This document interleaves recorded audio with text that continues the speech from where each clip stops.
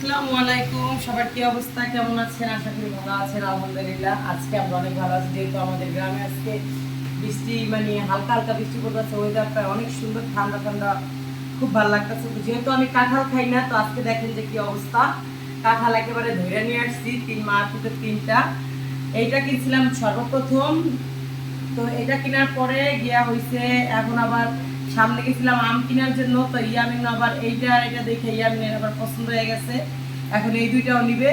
তো এই দুইটাও নিয়ে আসলাম।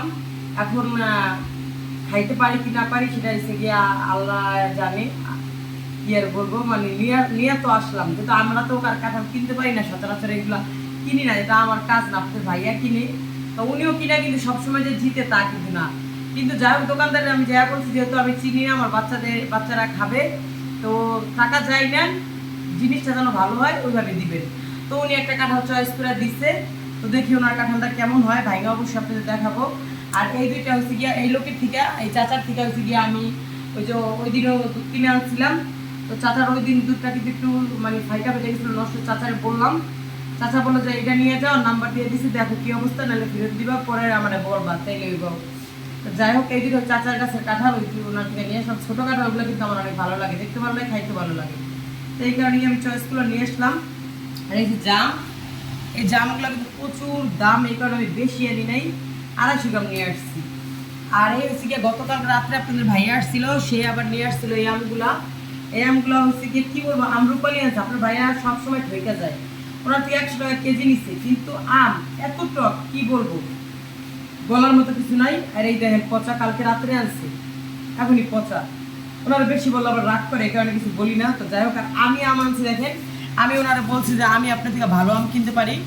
আমার মনে হয় আল্লাহর মতো ভালো ছাড়া খারাপ হবে না এই আমগুলা, অনেক মিষ্টি খাইয়া আছে। আমি আনছি, আমার সাথে সাথে আরও অন্য লোকেরাও আনছে।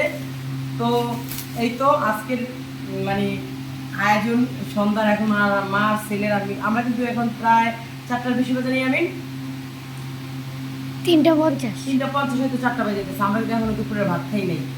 এখন ভাত খাই কিনা বলতে পারি না, আগে কাঁঠাল ভাঙু, কাঁঠাল খামু, তারপর গিয়ে হয়েছে পরে কথা, কাঁঠাল আগে ভাঙি তারপর।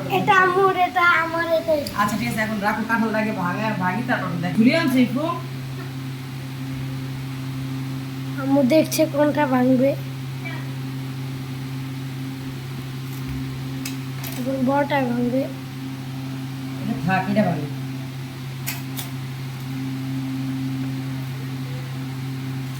কাঁঠালে রাখা, এই কারণে একেবারে তৈরি লাগাই নিচ্ছে হাতে। এই কাজগুলো কিন্তু জানেন আমি করি না সহজে, আপনাদের ভাইয়া থাকলে ওনারা করাই, আমি করি। আবার ইয়ামিনও করে। ইয়ামিন বড় হওয়ার পরে অনেক কষ্টের একটা কাজ আমার কাছে মনে হয়। আবার আমার আম্মু যদি বাসায় আসতো, তাহলে আমার আম্মুর এটা করে দেবো, আমি রাইখা দিতাম, যে কেউ একজন আসলে তারপরে বেরবো। একটা বাটি নিয়ে শেখো। চাচার গাছের কাঁঠালের চেহারা সুন্দর না, দেখি মিষ্টিও তেমন না। ইরফান কিন্তু কাঁঠাল খাওয়ার পুরা পোক, আমার ঘরের খাওয়াইয়া ছেলে,